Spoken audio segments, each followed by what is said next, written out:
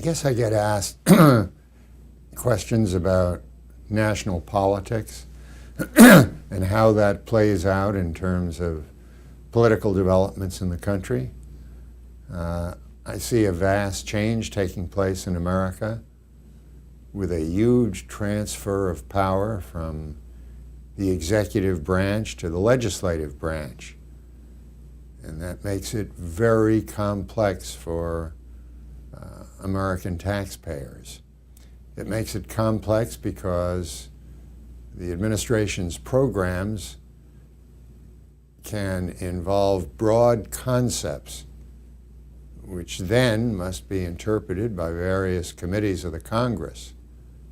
And it makes it almost impossible for the president to drive home and get precisely the programs he wants. We're seeing the president now deeply committed to health care. Well, that makes regulatory reform take a back seat.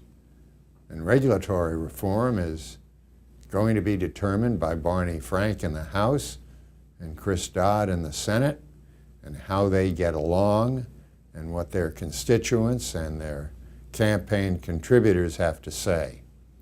And the art of maneuvering between these power structures is a real challenge for American business and for various investor groups that in recent years have become increasingly powerful. I think the business community has to keep an eye on those investor groups which are uniting internationally and have their own agenda. And rather than taking them on in a frontal fashion, I think there's a common meeting ground, and that's a meeting ground of common sense in terms of what programs should be embraced jointly. This is going to be an era of transparency. Every decision made in America with respect to regulation will be based upon the metric of how open is it, how transparent is it. And I think business has got to accommodate themselves to that. And those businesses with CEOs who are candid and open and available are ones that operate at a distinct advantage. And the game in Washington isn't merely who you know, it's more important in terms of helping members of Congress define their agenda. Right now, the Senate and the House has no idea as to how to deal with regulatory reform.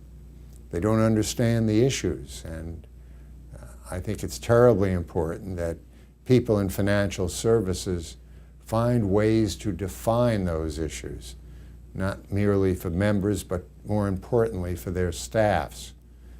How do they define them? It's not just pouring money into campaign contributions, which helps, but it's in the trenches, time spent with staff directors, staff assistants who are looking for ideas, for looking for ways of making them look good to their bosses. So this is, I don't mean to give a speech on the art of lobbying. What I'm talking about is an environment where change takes place almost always in a time of crisis. I think we've got one of the most poisonous environments in the history of America, in that our population has become enormously disenchanted with the political process, the media, and almost anyone else in leadership positions. That makes the legislative process extremely difficult. Consensus building becomes very, very hard.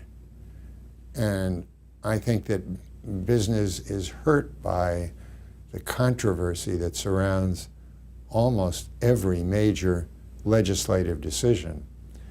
The real power in America doesn't necessarily come in terms of laws or regulations that are passed.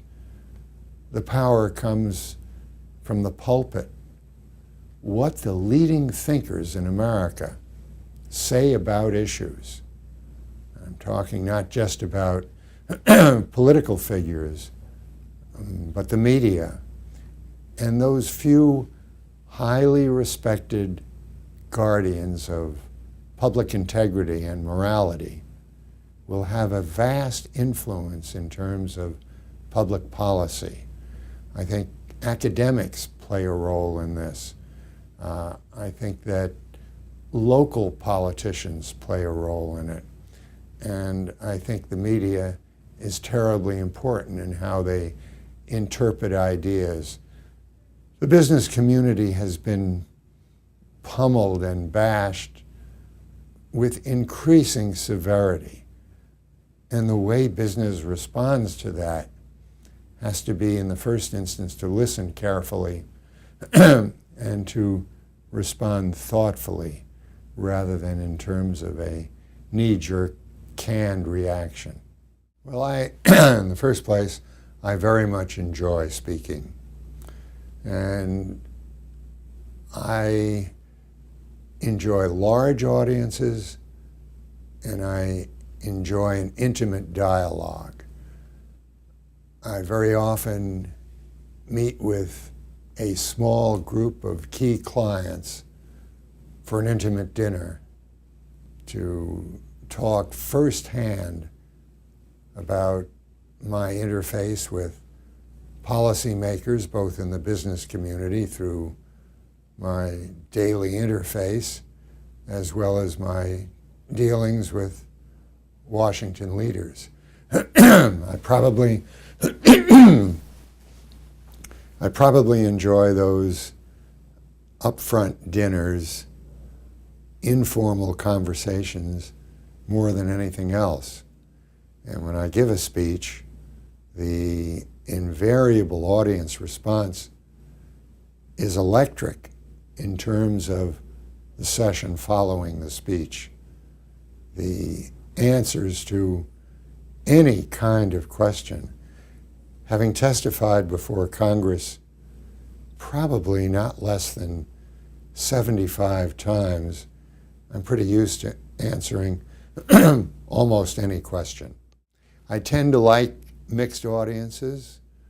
I have an ability to simplify complex issues so that an audience that includes family members that may not be in the particular business that I'm talking to, I find challenging and interesting because I can simplify concepts as a result of my regular television work, where everything has to be done to make it totally understandable to my Aunt Edna. And if my Aunt Edna can't understand it, I'm not doing my job.